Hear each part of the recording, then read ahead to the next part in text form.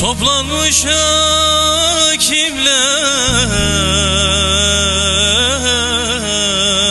dediler idam.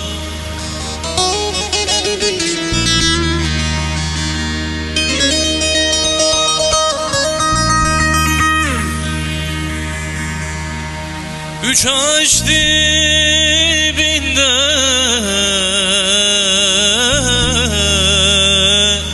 yetiyor vadem.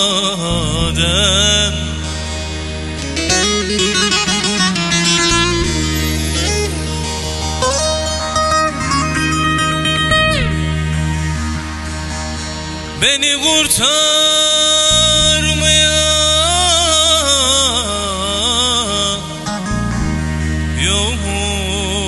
yokmuş adam.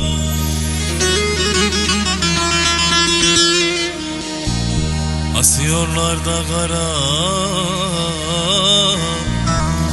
gözlüm gel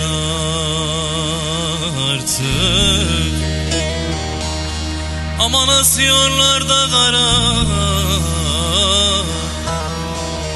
gözlüm gel artık.